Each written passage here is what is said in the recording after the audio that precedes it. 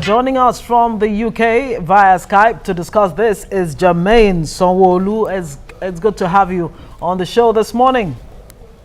Thanks for having me on the show this morning. Yes, some have described this as a watershed, a new beginning, of course, a new start for Angola, with Eduardo dos Santos stepping down after 38 years. What legacy do you think he'll be leaving behind?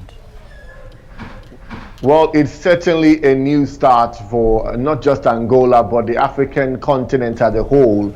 His decision to step down and not die in office or be removed by coup d'etat is actually one that is very exemplary. Well, the legacy he's going to leave behind it's kind of interesting because, first of all, at the age of 19, he joined a militia group that fought against, fought for the liberation of independence of Angola from the Portuguese, and which that liberation movement actually turned out to be the MPLA. And in 2002, he was credited for actually resolving the civil war that has been in the country for over 30 years. So he is kind of mixed, but there are also allegations of corruption. Imagine someone staying for 38 years there. So he's met with a lot of controversy, but a lot of good. But he living out, he's bowing down right now in a very exemplary way, and it's going to set an example for other African leaders. All right, now his decision not to stand to be voted for again, how would it really translate to a new dawn on the African continent, where there are lots of complaints that so many countries, apart from just very few, that have their leaders staying for more than 10, 20, 30 years and so on?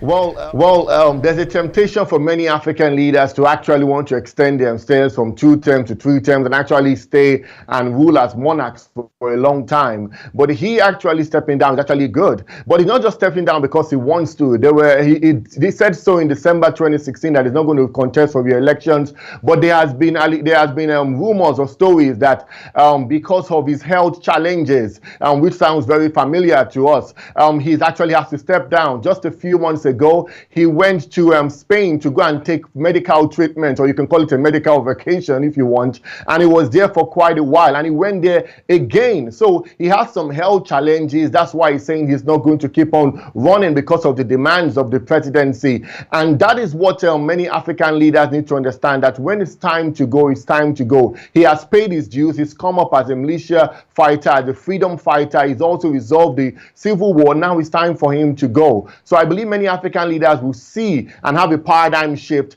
that they can actually step down. And what he's done also is not just put a family member into power, but he's put an independent person, someone separate, someone who he has actually mentored over the years, is Defense Minister João Lourenço. So this is good example that you should build up future leaders and step down when it's time for you to go. Yeah, well, stepping down after 38 years, I mean, one could say that he had no choice than to step down. If he was really going to step down, he would have done that much earlier. But let's talk about some of the issues you raised earlier about allegations of nepotism, for example, and corruption. His family is huge, and people are already asking what will happen to this humongously rich family when the head of that family steps down as president. Of course, Lourenço has said he will fight corruption, but he has been part of this family when the head of that family steps down as president. Of course, Lourenço has said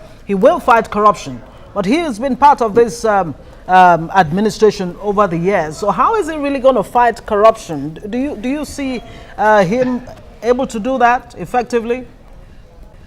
Well, it's just political rhetoric that is actually going and politicking, because it's going to be hard for him to do, as you said.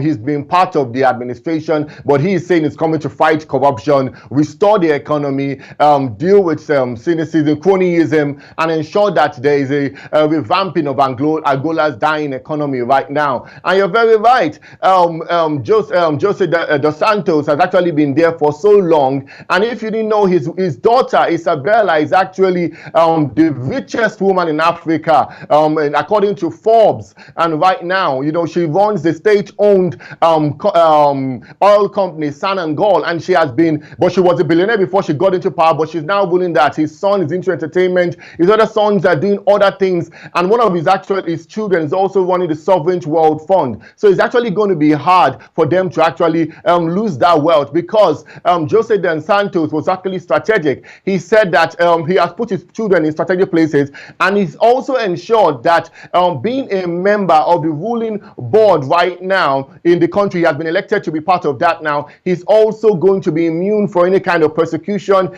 if Lorenzo decides to come against him. And also what's going to happen now is that he has ensured that the defense, the police, and the intelligence chiefs are not going to be moved for the next 8 years. And those are critical people that are very, very close to him, that will ensure that his power and his status is maintained even though he's not in office. So he's a smart man. He's leaving the presidency, but his hands are very much still in government. All right, so he still has a lot of influence in the new presidency, in the new government. Now, let us even understand, it's not just Angola, it's not just Zimbabwe, it's not just Cameroon. So many Togo. African countries, exactly, Togo, they all have a lot of their presidents staying in and on and on and on. What is that temptation? What is that thing that really make a lot of these heads of state and governments stay in power beyond a single term or two term, as the case may be? Well, it's a problem of leadership. It's leadership, and there's failure in succession planning. They are always tempted when they see the amount of money, the amount of influence, the amount of power that they get when they get into office, but they don't know that the success of a leader is determined by his successor. And that's what we see played out in Lagos State. You understand that the leader in Lagos State actually decided to step down, but got a lot of great men to follow after him. But the temptation in governance in African leaders, as you can see, the Robert Mugabe, and also the longest serving one in Equatorial Guinea, President Theodore, they actually just want to stay there and keep ruling and keep having like a still hand, like if they are kings in their own land. But I believe it's time for a paradigm shift in African governance. They have to now start deciding that, you know what, we are going to be building successors. We're going to look at young people who can carry on the mantle of leadership and step down when it's right. Then there must be a democratization of the African presidency in their orientation, in their mindset, not just theoretically. They have to practice true democracy, not traditional form of rulership again. Yes, and it does seem that Lorenzo has his work cut out for him. 40% of the Angolan population is in stark poverty, and Angola, second largest oil producer in Africa, that didn't do the country much good. Going forward, what do you think Lorenzo can do to actually, bring a country like Angola that is vastly blessed in all manner of mineral resources to where it should be?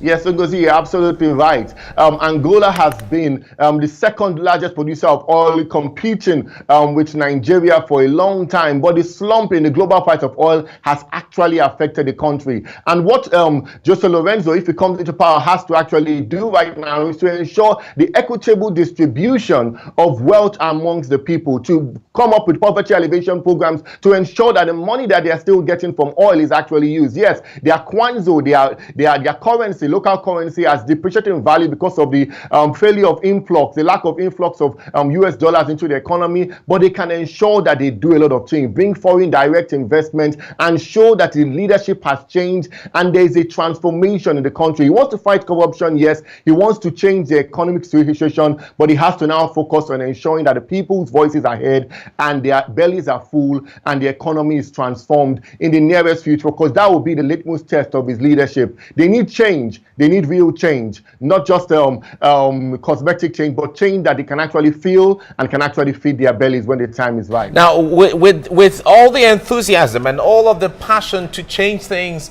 and the new blood, so to say, in Lorenzo coming on board, even if he has the passion and the will to change things, but with the platform and all the system and all the pedigree that Dos Santos has on ground, will he do anything differently from what has always been over the years?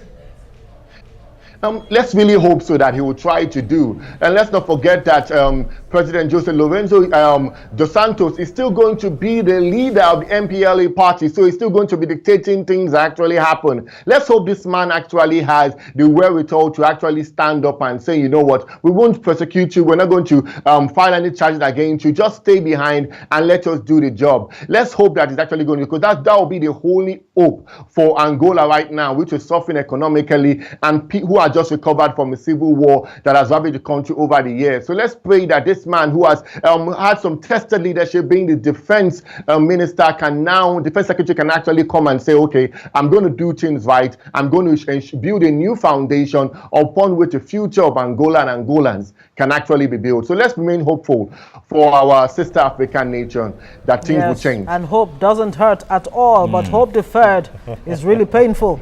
We'll have to leave it there. Jermaine Sanwo-Olu, thank you so much for joining us, as always, on TVC Breakfast, all the way from the United Kingdom. See you again. Thanks a lot for me. See you soon.